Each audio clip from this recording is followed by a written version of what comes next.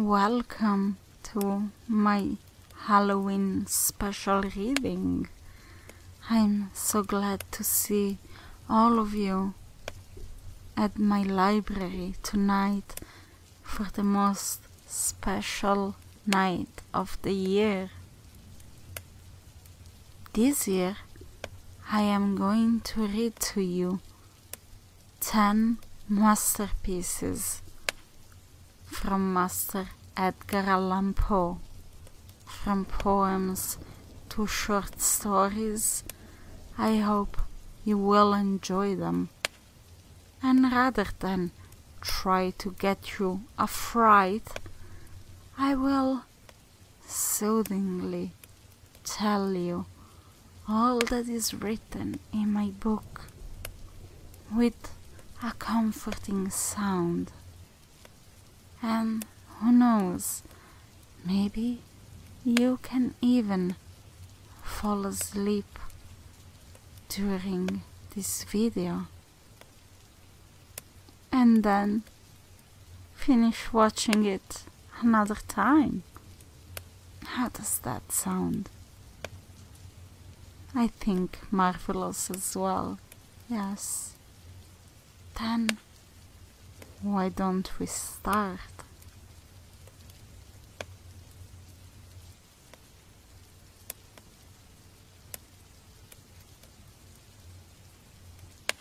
From childhood's hour I have not been, as others were I have not seen, as others saw I could not bring, my passions from a common spring, from the same source I have not taken, my sorrow I could not awaken, my heart to joy at that same tone, and all I loved alone.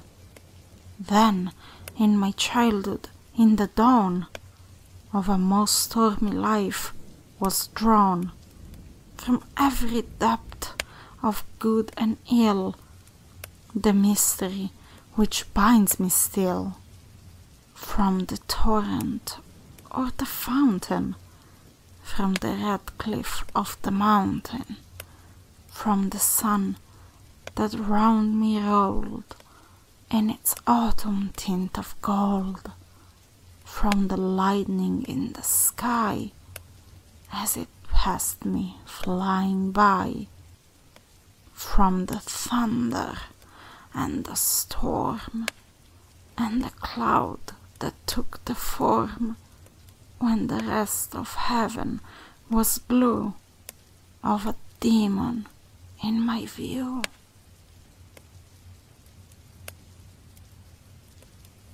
The 1,000 injuries of Fortunato I had borne as I best could, but when he ventured upon insult, I vowed revenge. You, who so well know the nature of my soul, will not suppose, however, that gave utterance to a threat. At length I would be avenged. This was a point definitely settled, but the very definitiveness with which it was resolved precluded the idea of risk. I must not only punish, but punish with impunity. A wrong is unredressed when retribution overtakes its redresser. It is equally unredressed when the avenger fails to make himself felt as such to him who has done the wrong. It must be understood that neither by word nor deed had I given Fortunato cause to doubt my goodwill.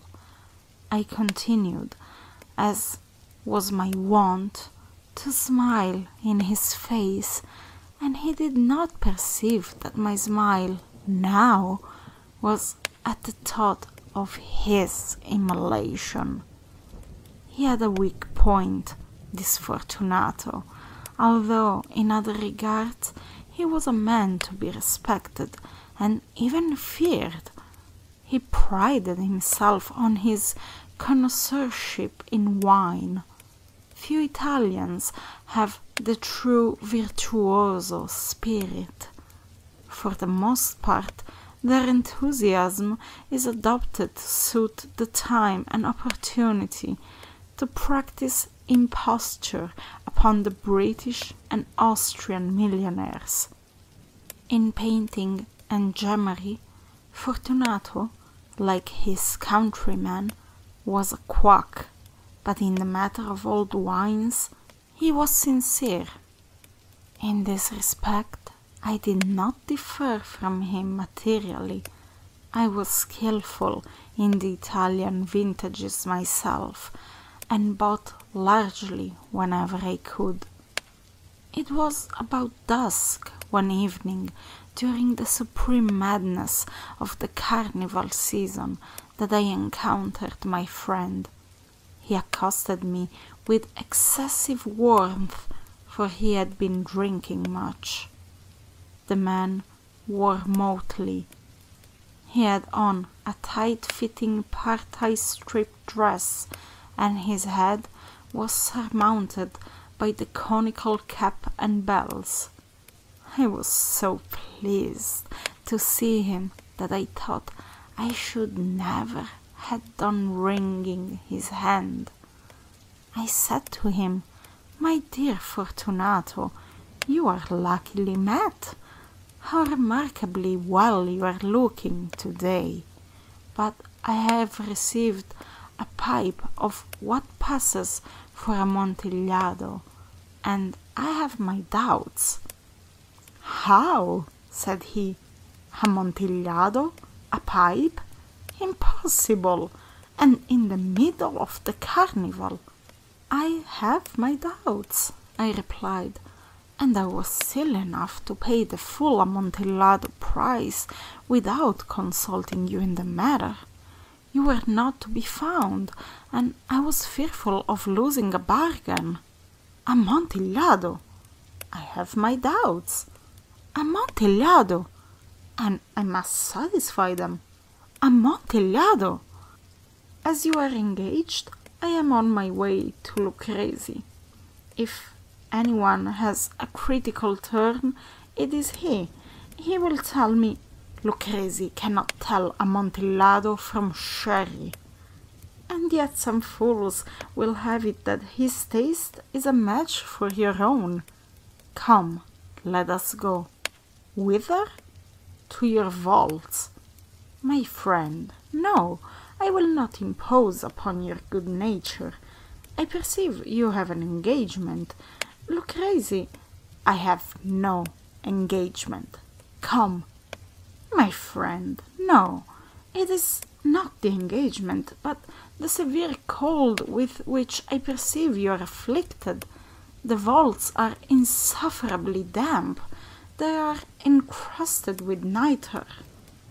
"Let us go, nevertheless. The cold is merely nothing. Amontillado! You have been imposed upon. And as for Lucrezi, he cannot distinguish sherry from Amontillado."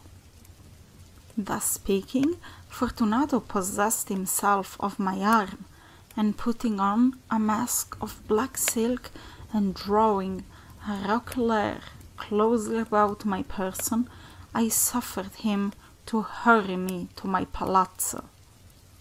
There were no attendants at home. They had absconded to make merry in honor of the time. I had told them that I should not return until the morning, and had given them explicit orders not to stir from the house. These orders were sufficient, I well knew, to ensure their immediate disappearance, one and all, as soon as my back was turned. I took from their sconces 2 flambeaux, and giving one to Fortunato, bowed him through several suites of rooms to the archway that led into the vaults. I passed down a long and winding staircase, requesting him to be cautious as he followed. We came at length to the foot of the descent, and stood together upon the damp ground of the catacombs of the Montresors. The gait of my friend was unsteady, and the bells upon his cap jingled as he strode. "The pipe," he said.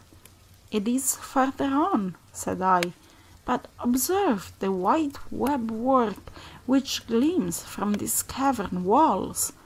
He turned towards me and looked into my eyes with two filmy orbs that distilled the rheum of intoxication. "Nitro?" he asked at length. "Nitro?" I replied. "How long have you had that cough?"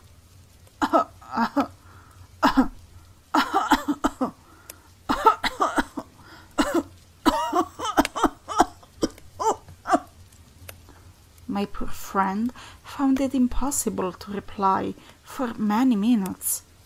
"It is nothing," he said at last. "Come," I said with decision, "we will go back. Your health is precious. You are rich, respected, admired, beloved. You are happy, as once I was. You are a man to be missed. For me it is no matter. We will go back. You will be ill, and I cannot be responsible. Besides, there is Lucrezi." "Enough," he said. "The cough's a mere nothing. It will not kill me. I shall not die of a cough." "True, true," I replied, "and indeed I had no intention of alarming you unnecessarily, but you should use all proper caution. A draught of this Medoc will defend us from the damps." Here I knocked off the neck of a bottle which I drew from a long row of its fellows that lay upon the mould. "Drink," I said, presenting him the wine. He raised it to his lips with a leer. He paused and nodded to me familiarly, while his bells jingled. "I drink," he said, "to the buried that repose around us." "And I to your long life." He again took my arm, and we proceeded. "These vaults," he said, "are extensive." "The Montresors," I replied, "were a great and numerous family." "I forget your arms." A huge human foot d'or in a field azure, the foot fresh as a serpent, rampant, whose fangs are embedded in the heel. "And the motto?" "Nemo me impune lacessist." "Good," he said. The wine sparkled in his eyes, and the bells jingled. My own fancy grew warm with the Medoc. He had passed through long walls of piled skeletons, with casks and puncheons intermingling into the inmost recess of the catacombs. I paused again, and this time I made bold to seize Fortunato by an arm above the elbow. "The nitre," I said. "See, it increases. It hangs like moss upon the vaults. We are below the river's bed. The drops of moisture trickle among the bones. Come, we will go back ere it is too late. Your cough—" "It is nothing," he said. "Let us go on. But first, another draught of the Medoc." I broke and reached him a flagon of the Grave. He emptied it at a breath. His eyes flashed with a fierce light. He laughed and threw the bottle upwards with a gesticulation I did not understand. I looked at him in surprise. He repeated the movement, a grotesque one. "You do not comprehend?" he said. "Not I," I replied. "Then you are not of the Brotherhood." "How? You are not of the Masons?" "Yes, yes," I said. "Yes, yes." "You? Impossible! A Mason!" "A Mason?" I replied. "A sign," he said. "A sign." "It is this," I answered, producing from beneath the folds of my roquelaire a trowel. "You jest!"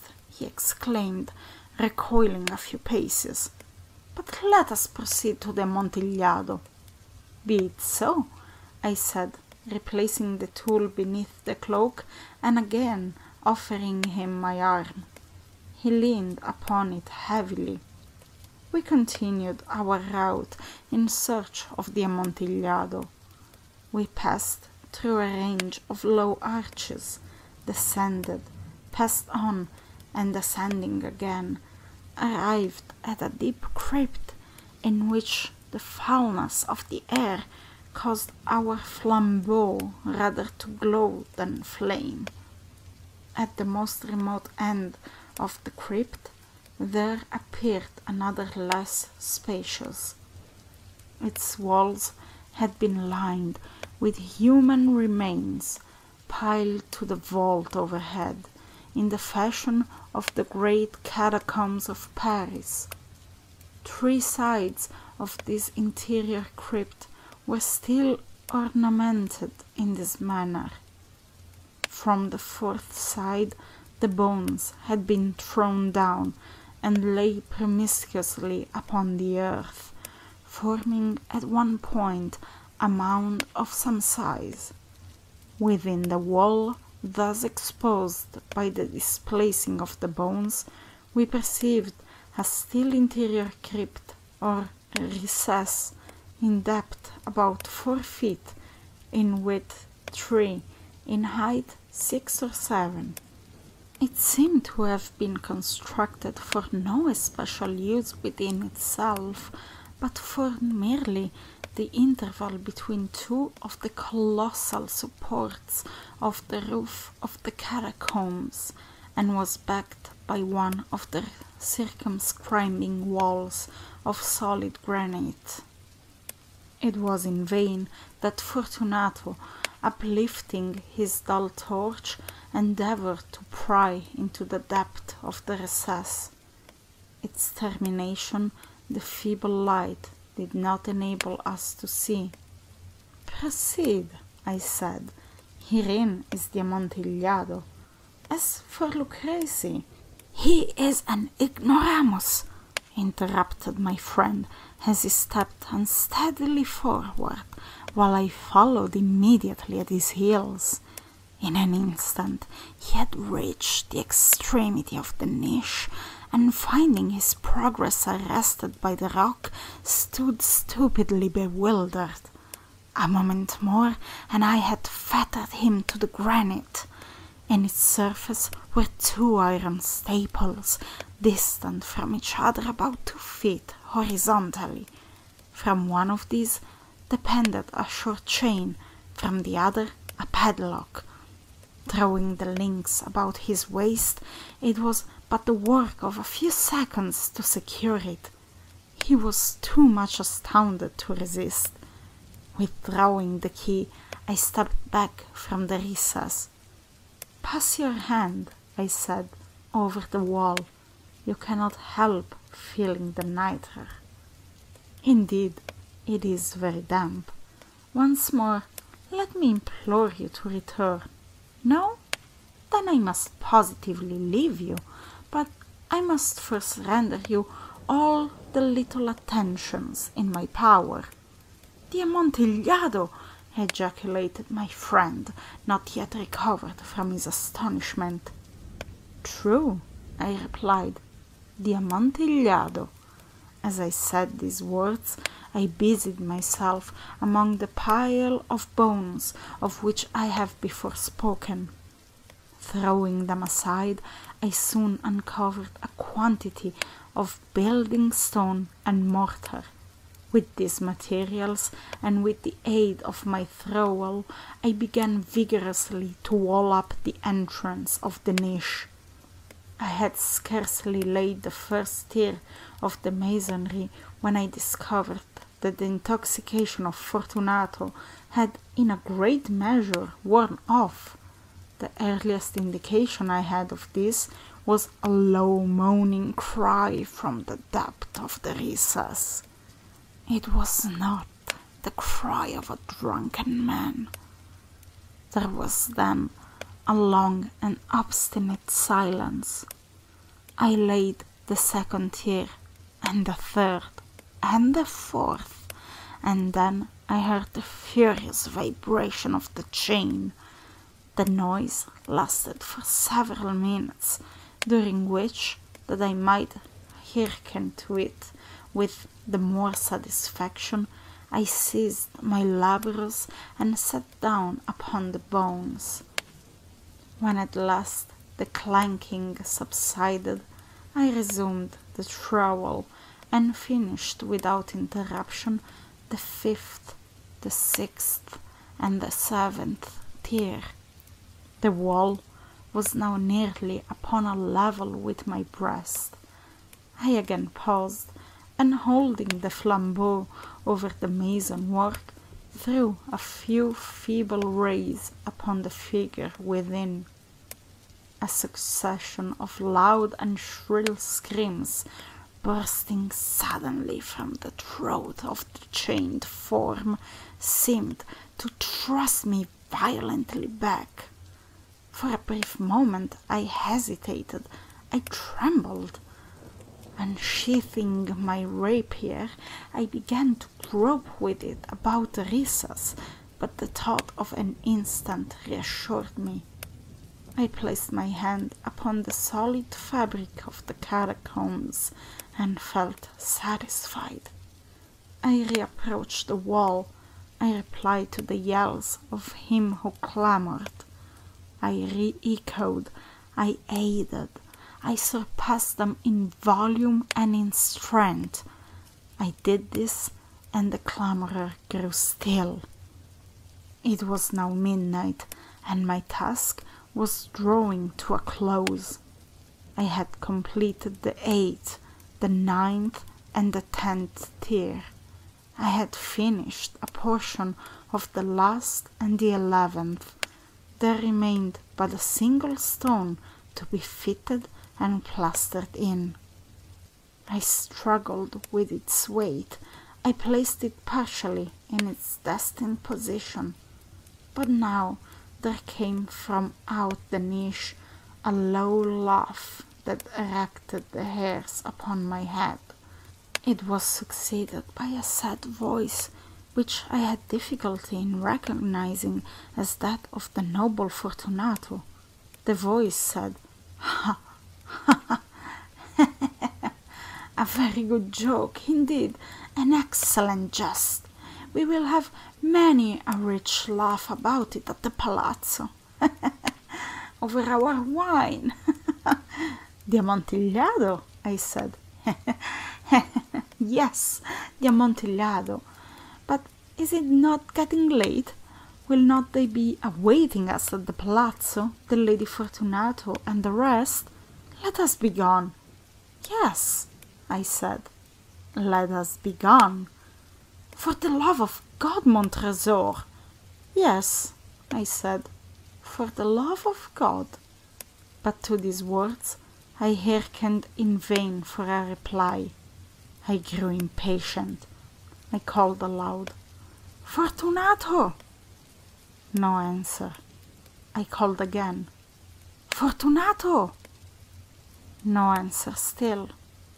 I thrust a torch through the remaining aperture and let it fall within.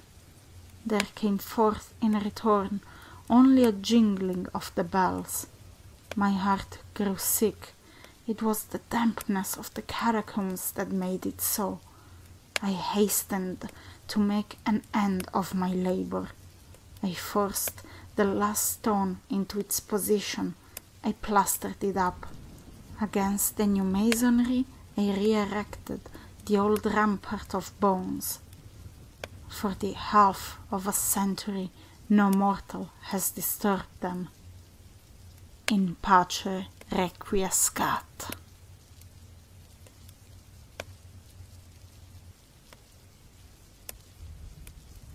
Take this kiss upon the brow, and in parting from you now, thus much let me avow.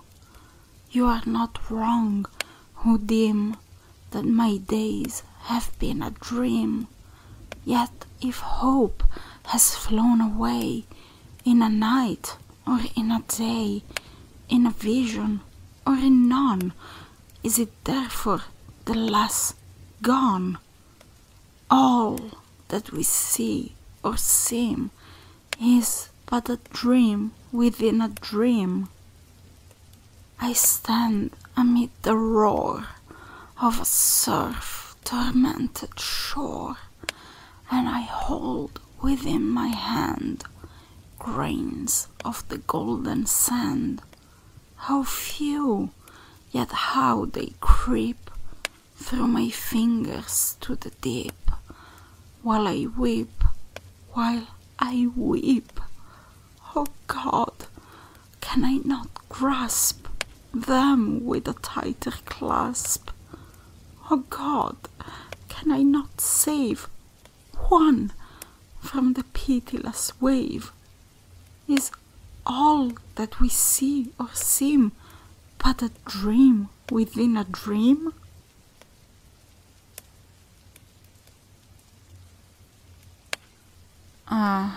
Broken is the golden bowl, the spirit flown forever. Let the bell toll, a saintly soul floats on the Stygian river. And, guide there, hast thou no tear? Weep now, or nevermore. See, on yon drear and rigid bier, low lies thy love, Lenore. Come, let the burial rite be read, the funeral song be sung, an anthem for the queenliest dead that ever died so young, a dirge for her, the doubly dead, in that she died so young. Wretches, ye loved her for her wealth, and ye hated her for her pride, and when she fell in feeble health, ye blessed her that she died.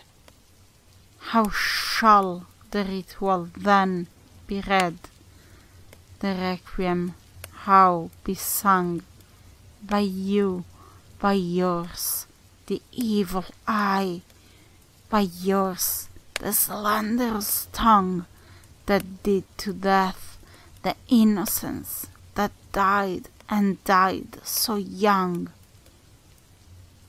Peccavimus, yet rave not thus, but let a Sabbath song go up to God so solemnly the dead may feel no wrong. The sweet Lenore hath gone before, with hope that flew beside, leaving thee wild for the dear child that should have been thy bride. For her, the fair and debonair, that now so lowly lies, the life upon her yellow hair, but not within her eyes, the life still there upon her hair, the death upon her eyes. Avaunt, avaunt! From fiends below the indignant ghost is raven, from hell unto a high estate, far up within the heaven, from grief and groan to a golden throne, beside the King of Heaven. Let no bell toll then, lest her soul amid its hallowed mirth should catch the note as it doth float up from the damned earth. And I, tonight my heart is light, no dirge will I upraise, but waft the angel on her flight with the pain of old days.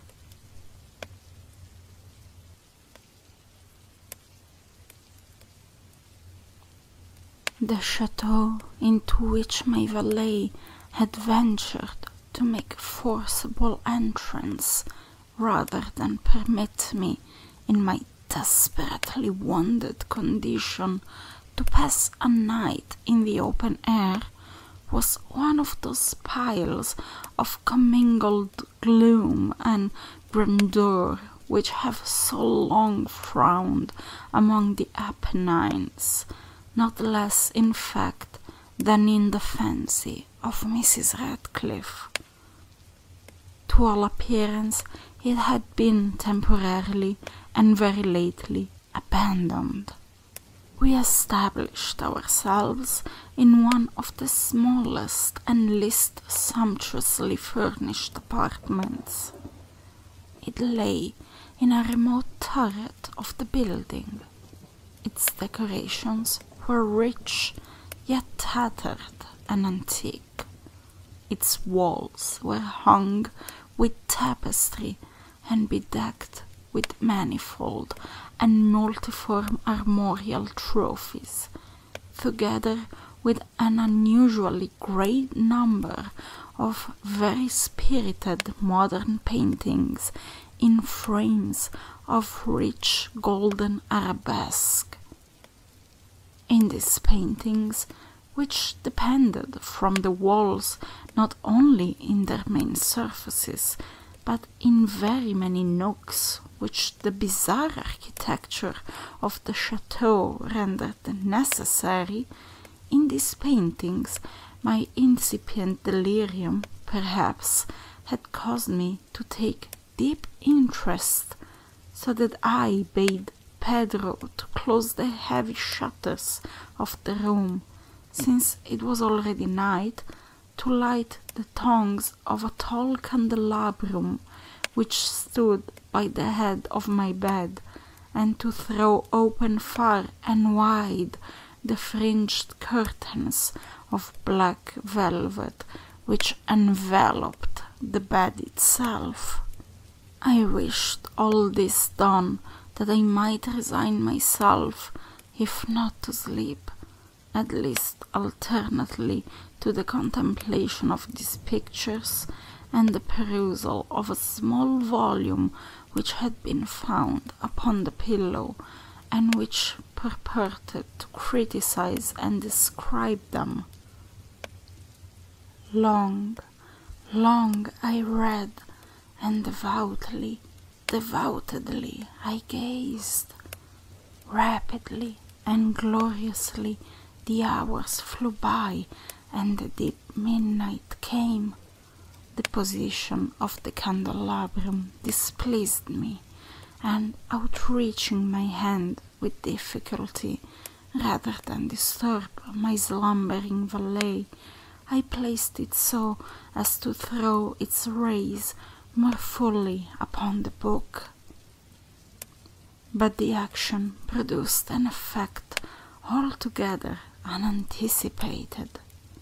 The rays of the numerous candles, for there were many, now fell within a niche of the room, which had hitherto been thrown into deep shade by one of the bedposts. I thus saw in vivid light a picture all unnoticed before. It was the portrait of a young girl just ripening into womanhood. I glanced at the painting hurriedly and then closed my eyes. why I did this was not at first apparent even to my own perception. But while my lids remained thus shut, I ran over in my mind my reason for so shutting them.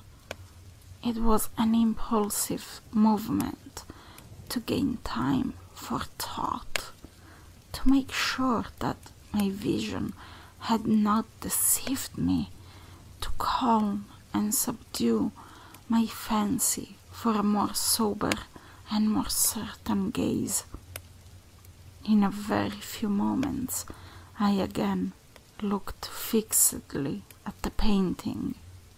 That I now saw aright, I could not and would not doubt, for the first flashing of the candles upon that canvas had seemed to dissipate the dreamy stupor which was stealing over my senses, and to startle me at once into waking life. The portrait, I have already said, was that of a young girl. It was a mere head and shoulders, done in what is technically termed a vignette manner, much in the style of the favourite heads of Sully.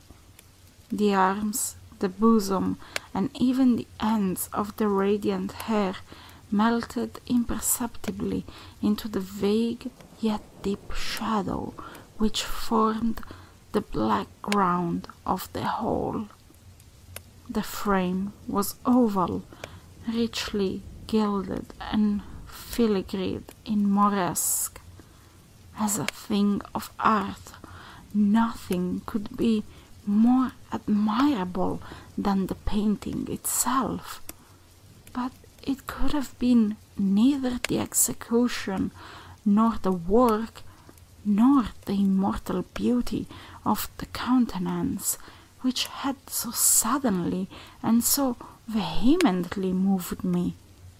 Least of all could it have been that my fancy, shaken from its half-slumber, had mistaken the head for that of a living person.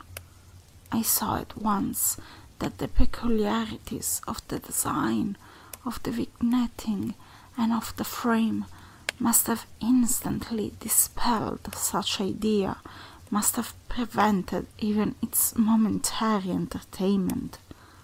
Thinking earnestly upon these points, I remained for an hour, perhaps, half sitting, half reclining, with my vision riveted upon the portrait. At length, satisfied with the true secret of its effect, I fell back within the bed. I had found the spell of the picture in an absolute life-likeliness of expression, which, at first startling, finally confounded, subdued, and appalled me. With deep and reverent awe, I replaced the candelabrum in its former position. The cause of my deep agitation began thus shut from view. I sought eagerly the volume which discussed the paintings and their histories. Turning to the number which designated the oval portrait, I there read the vague and quaint words which follow. She was a maiden of rarest beauty, and not more lovely than full of glee, and evil was the hour when she saw, and loved, and wedded the painter. He, passionate, studious, austere, and having already a bride in his heart, she a maiden of rarest beauty, and not more lovely than full of glee, all light and smiles, and frolicsome as the young fawn, loving and cherishing all things, hating only the art which was her rival, dreading only the palette and brushes and other untoward instruments which deprived her of the continuance of her lover. It was thus a terrible thing for this lady to hear the painter speak of his desire to portray even his young bride. But she was humble and obedient, and sat meekly for many weeks in the dark, high-turret chamber, where the light dripped upon the pale canvas only from overhead. But he, the painter, took glory in his work, which went on from hour to hour, and from day to day, and he was a passionate and wild and moody man, who became lost in reveries, so that he would not see that the light which fell so ghastly in that lone turret withered the health and the spirits of his bride, who pined visibly to all but him. Yet she smiled on and still on, uncomplainingly, because she saw that the painter, who had high renown, took a fervid and burning pleasure in his task, and wrote day and night to depict her who so loved him, yet who grew daily more dispirited and weak.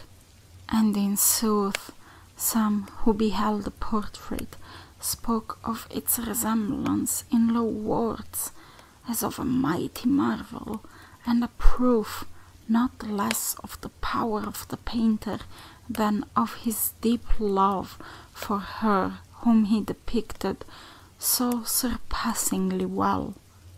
But at length, as the labor drew nearer to its conclusion, there were admitted none into the turret, for the painter had grown wild with the ardor of his work, and turned his eyes from canvas merely, even to regard the countenance of his wife, and he would not see that the tints which he spread upon the canvas were drawn from the cheeks of her who sat beside him.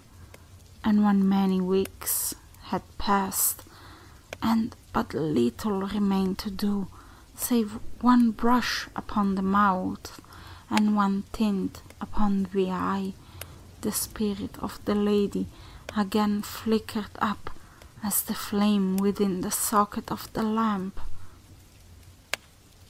And then the brush was given, and then the tint was placed, and for one moment the painter stood entranced before the work which he had wrought.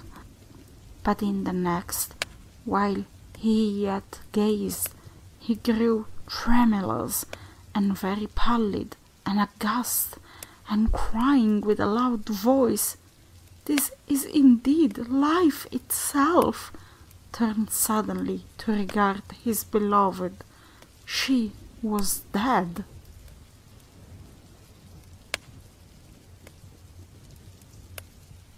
Helen, thy beauty is to me like those Nysian barks of yore, that gently over a perfumed sea the weary way-worn wanderer bore to his own native shore.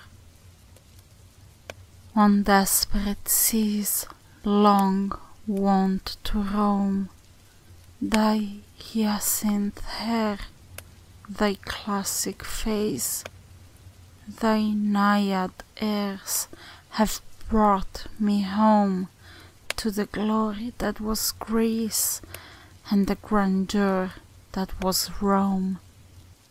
Lo, in yon brilliant window niche, how statue-like I see thee stand, the agate lamp within thy hand.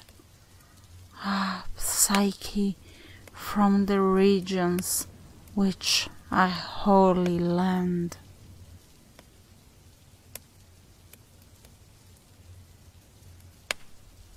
In spring of youth it was my lot to haunt the wide earth a spot, the which I could not love the less, so lovely was the loneliness of a wild lake with black rock bound, and the tall pines that towered around. But when the night had thrown her pall upon that spot, as upon all, and the mystic wind went by, murmuring in melody, then, then I would awake to the terror of the lone lake. Yet the terror was not fright, but a tremulous delight, a feeling not the jeweled mind could teach or bribe me to define, nor love, although the love were thine. Death was in that poisonous wave, and in its gulf a fitting grave for him who thence could solace bring to his lone imagining, whose solitary soul could make an Eden of that dim lake.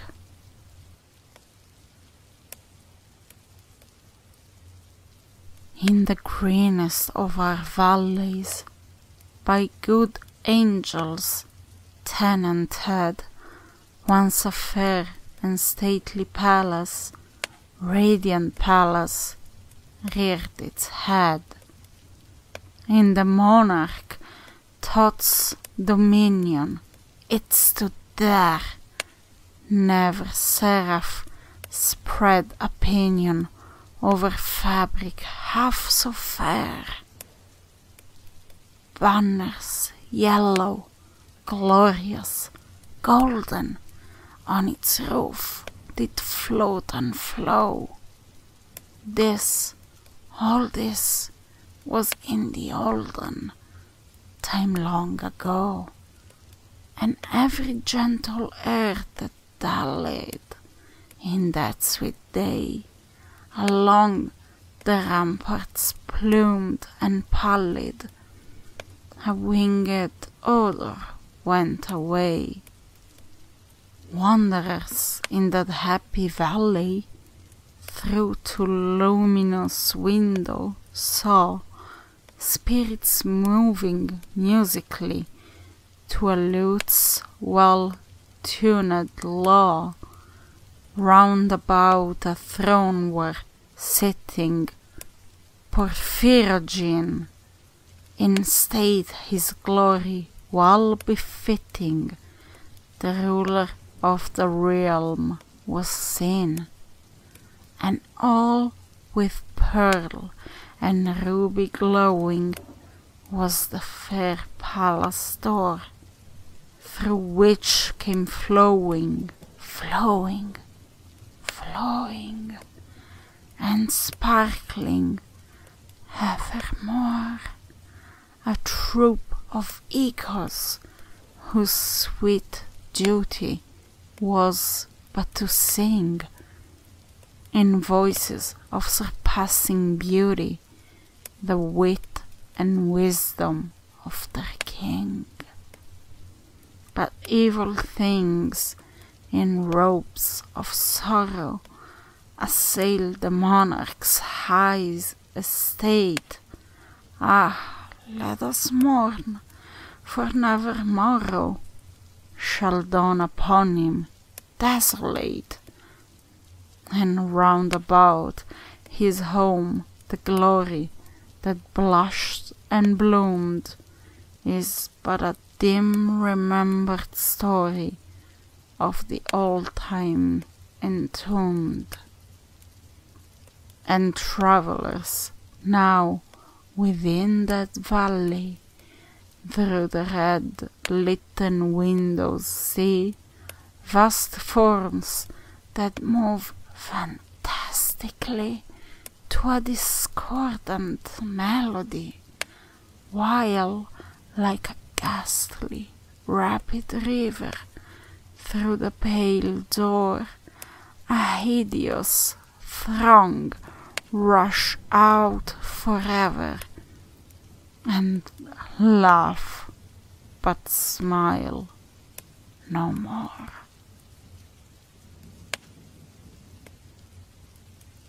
Lo, Death has reared himself a throne in a strange city, lying alone, far down within the dim west, where the good and the bad, and the worst and the best, have gone to their eternal rest. There shrines and palaces and towers, time-eaten towers, and tremble not, resemble nothing that is ours.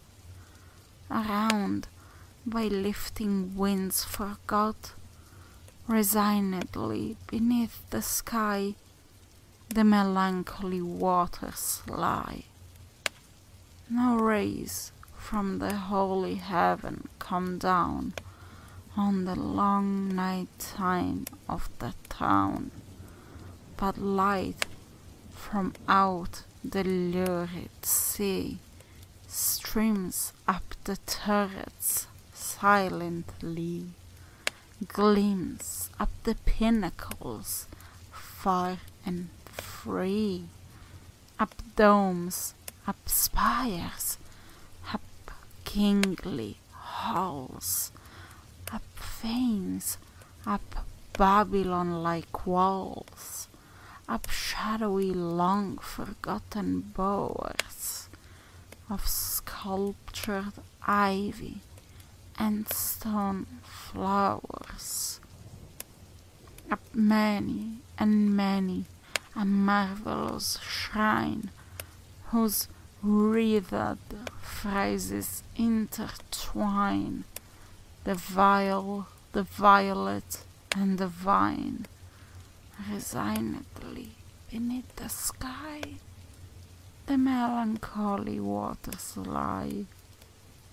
So blend the turrets and shadows there, that all seem pendulous in air, while from a proud tower in the town, Death looks gigantically down. There, open fanes and gaping graves yawn level with the luminous waves, but not the riches there that lie in each idol's diamond eye, not the gaily jeweled dead tempt the waters from their bed, for no ripples curl, alas, along that wilderness of glass, no swelling tell that winds may be upon some far-off, happier sea, no heavings hint that winds have been on seas less hideously serene. But lo, a stir is in the air, the wave, there is a movement there, as if the towers had thrust aside, in slightly sinking the dull tide, as if their tops had feebly given a void within the filmy heaven. The waves have now a redder glow, the hours are breathing faint and low, and when, amid no earthly moans. Down, down, down shall settle hands. Hell, rising from 1,000 thrones, shall do it reverence.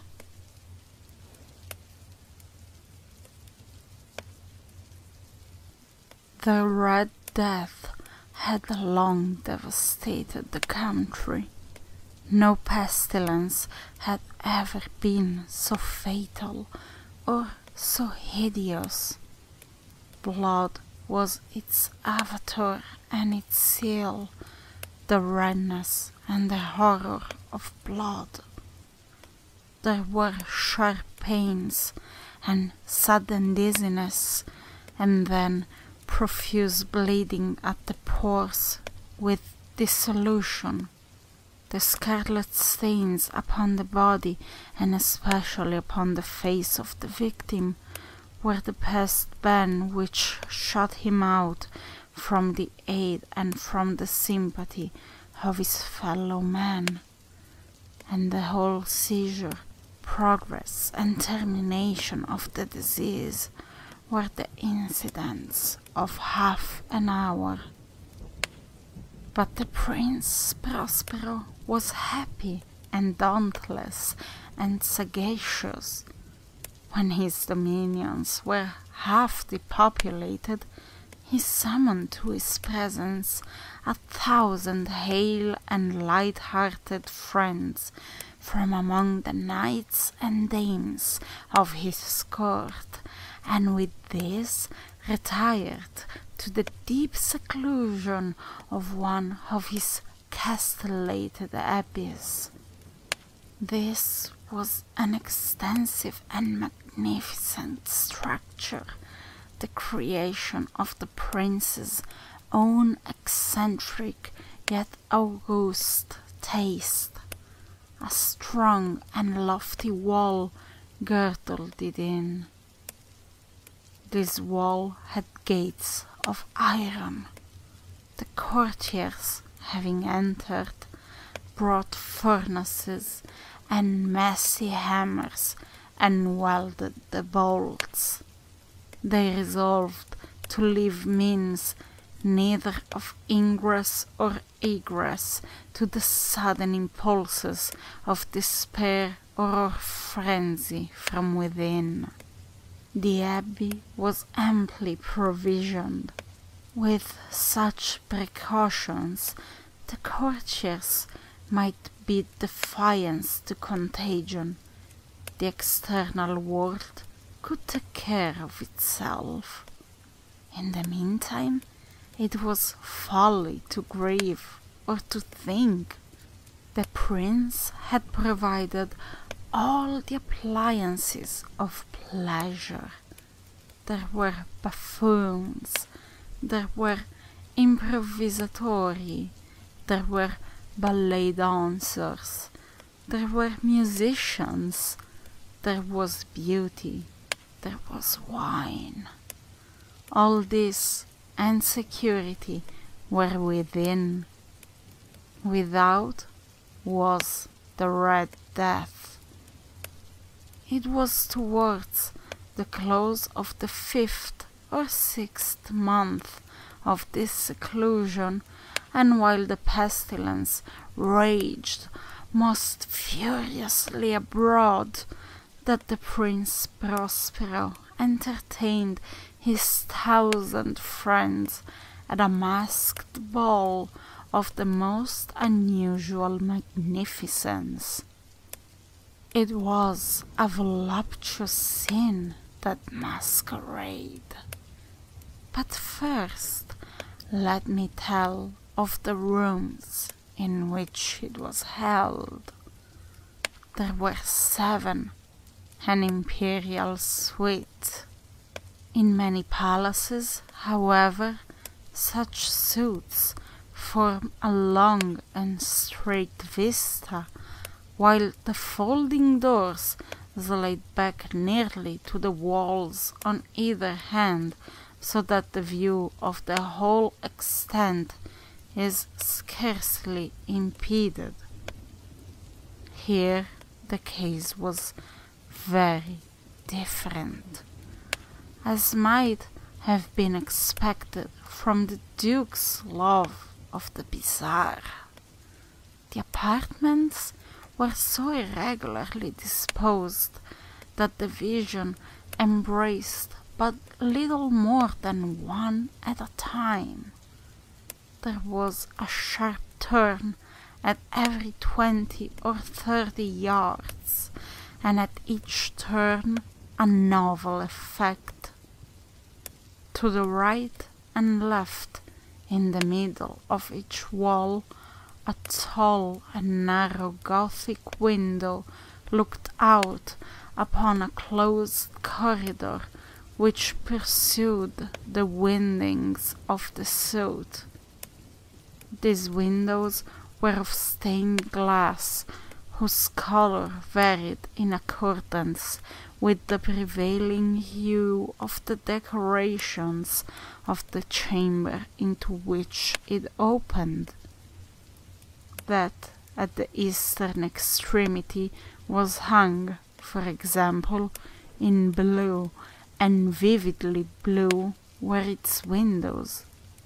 The second chamber was purple in its ornaments and tapestries, and here the panes were purple. The third was green throughout, and so were the casements.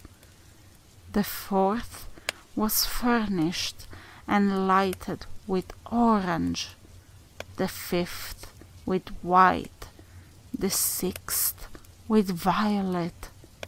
The seventh apartment was closely shrouded in black velvet tapestries that hung all over the ceiling and down the walls, falling in heavy folds upon a carpet of the same material and hue. But in this chamber only, the color of the windows failed to correspond with the decoration. The panes here were scarlet, a deep blood color. Now in no one of the 7 apartments was there any lamp or candelabrum amid the profusion of golden ornaments that lay scattered to and fro or dependent from the roof. There was no light of any kind emanating from lamp or candle within the suite of chambers. But in the corridors that followed the suite, there stood, opposite to each window, a heavy tripod, bearing a brazier of fire that projected its rays through the tinted glass, and so glaringly illumined the room. And thus were produced a multitude of gaudy and fantastic appearance. But in the western or black chamber, the effect of the firelight that streamed upon the dark hangings through the blood-tinted panes was ghastly in the extreme, and produced so wild a look upon the countenance of those who entered, that there were few of the company bold enough to set foot within its precincts at all. It was in this apartment also that there stood against the western wall a gigantic clock of ebony. Its pendulum swung to and fro with a dull, heavy, monotonous clang, and when the minute hand made the circuit of the face and the hour was to be stricken, there came from the brazen lungs of the clock a sound which was clear and loud, and deep and exceedingly musical, but of so peculiar a note and emphasis that at each lapse of an hour the musicians of the orchestra were constrained to pause momentarily in their performance to hearken to the sound, and thus the waltzers perforce ceased their revolutions, and there was a brief disconcert of the whole gay company, and while the chimes of the clock yet rang, it was observed that the giddiest grew pale, and the more aged and sedate passed their hands over their brows as if in confused reverie or meditation. But when the echoes had fully ceased, a light laughter at once pervaded the assembly. The musicians looked at each other and smiled as if at their own nervousness and folly, and made whispering vows, each to the other, that the next chiming of the clock should produce in them no similar emotion. And then, after the lapse of 60 minutes, which embrace 3,600 seconds of the time that flies, there came yet another chiming of the clock, and then were the same disconcert and tremulousness and meditation as before. But in spite of these things, it was a gay and magnificent revel. The tastes of the Duke were peculiar. He had a fine eye for colours and effects. He disregarded the decora of mere fashion. His plans were bold and fiery, and his conceptions glowed with barbaric lustre. There are some who would have thought him mad. His followers felt that he was not. It was necessary to hear and see and touch him to be sure that he was not. He had directed in great part the movable embellishments of the 7 chambers upon occasion of this great fete, and it was his own guiding taste which had given character to the masqueraders. Be sure they were grotesque. They were much glare and glitter and piquancy and phantasm, much of what has been since in Hernani. There were arabesque figures with unsuited limbs and appointments. There were delirious fancies, such as the madman fashions. There were much of the beautiful, much of the wanton, much of the bizarre, something of the terrible, and not a little of that which might have excited disgust. To and fro in the 7 chambers there stalked, in fact, a multitude of dreams, and these, the dreams, wreathed in and about, taking hue from the rooms, and causing the wild music of the orchestra to seem as the echo of their steps. And anon there strikes the ebony clock which stands in the hall of the velvet, and then for a moment all is still and all is silent, save the voice of the clock. The dreams are stiff frozen as they stand, but the echoes of the chime die away. They have endured but an instant, and a light, half-subdued laughter floats after them as they depart.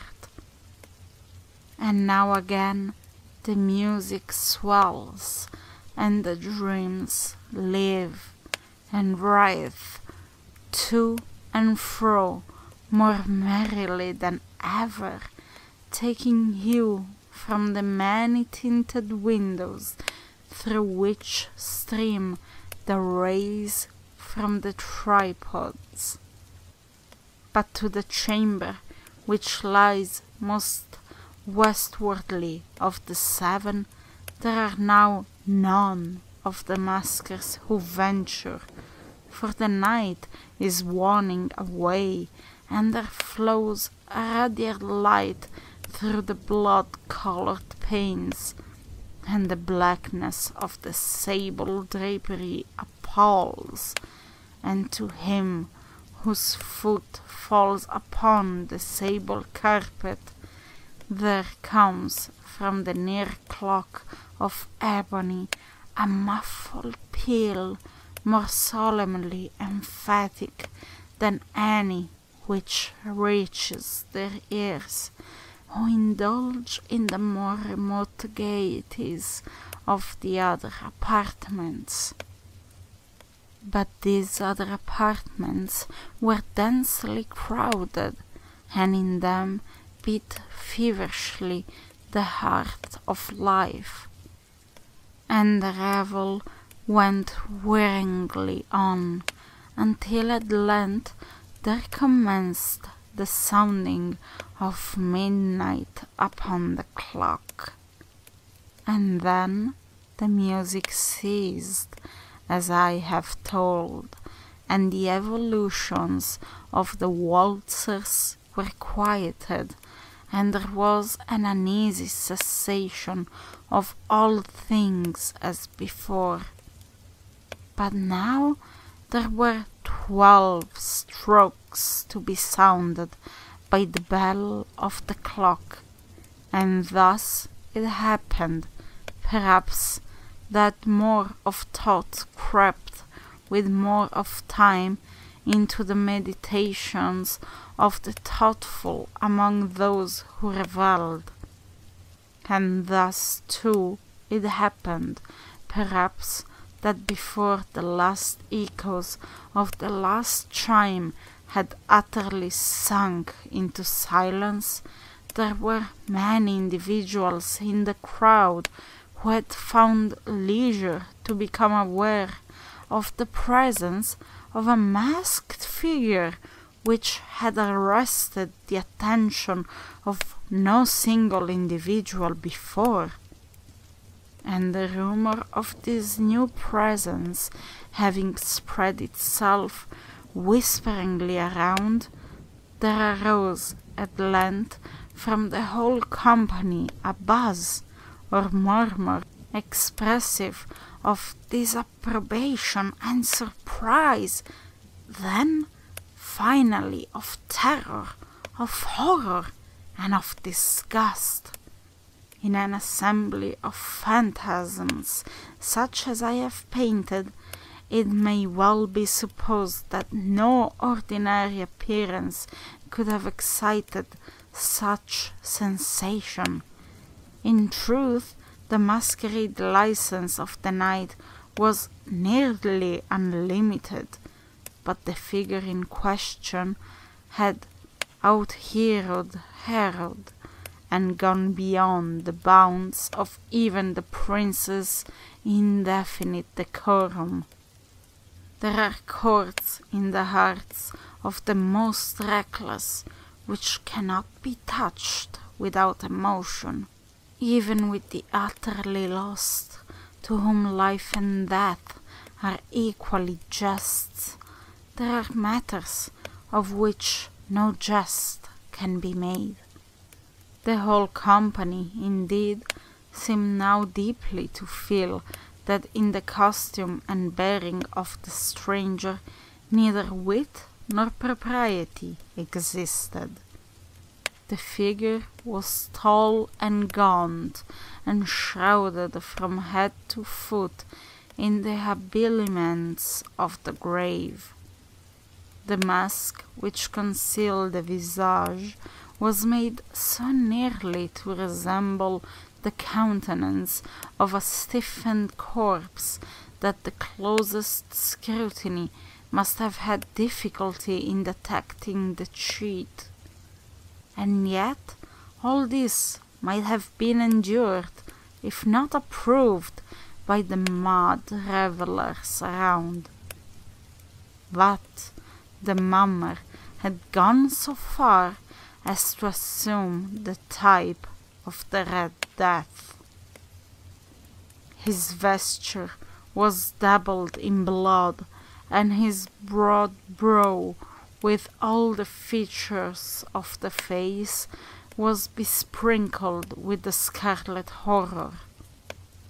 When the eyes of Prince Prospero fell upon this spectral image, which with a slow and solemn movement, as if more fully to sustain its role, stalked to and fro among the waltzers, he was seen to be convulsed in the first moment with a strong shudder, either of terror or distaste, but in the next his brow reddened with rage. "Who dares?" he demanded hoarsely of the courtiers who stood near him. "Who dares insult us with this blasphemous mockery? Seize him and unmask him, that we may know whom we have to hang at sunrise from the battlements." It was in the eastern or blue chamber in which stood the Prince Prospero as he uttered these words. They rang throughout the 7 rooms, loudly and clearly, for the prince was a bold and robust man, and the music had become hushed at the waving of his hand. It was in the blue room where stood the prince, with a group of pale courtiers by his side.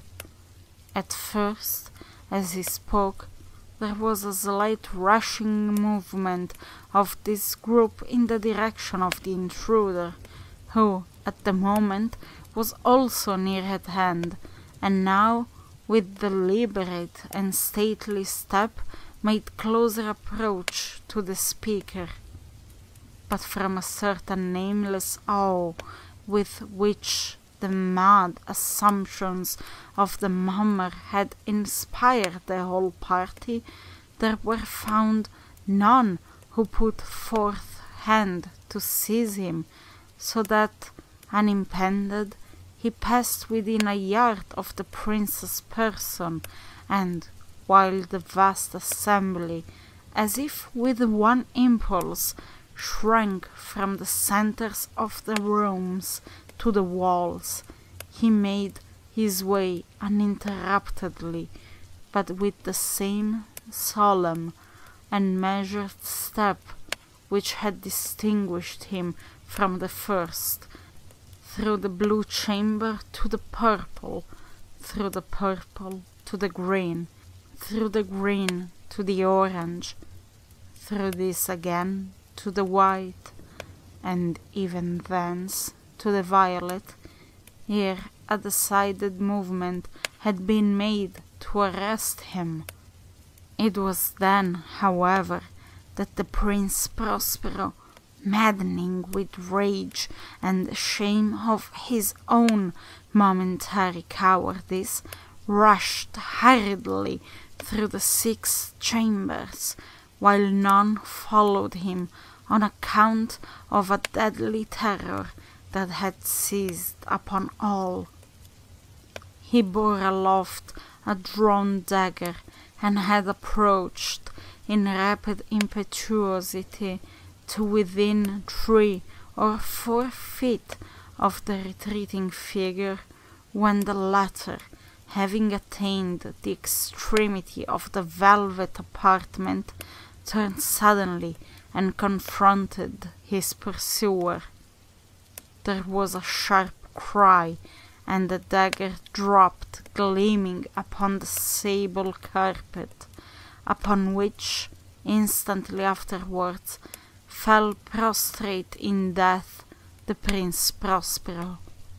Then, summoning the wild courage of despair, a throng of the revellers at once threw themselves into the black apartment, and, seizing the mummer, whose tall figure stood erect and motionless within the shadow of the ebony clock, gasped in unutterable horror at finding the grave cerements and corpse-like mask, which they handled with so violent a rudeness, untenanted by any tangible form. And now was acknowledged the presence of the Red Death. He had come like a thief in the night, and one by one dropped the revellers in the blood-bedewed halls of the revel, and died each in the despairing posture of his fall, and the life of the ebony clock went out with that of the last of the gay, and the flames on the tripods expired, and darkness and decay and the Red Death held illimitable dominion over all.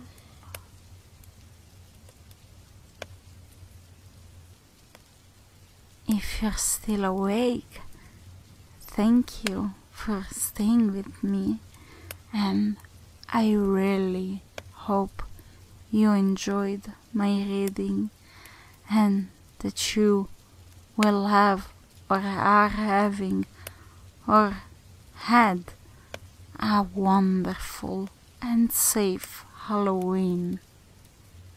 And if instead you're already sleeping, then good night and very dark dreams and sweet nightmares to you.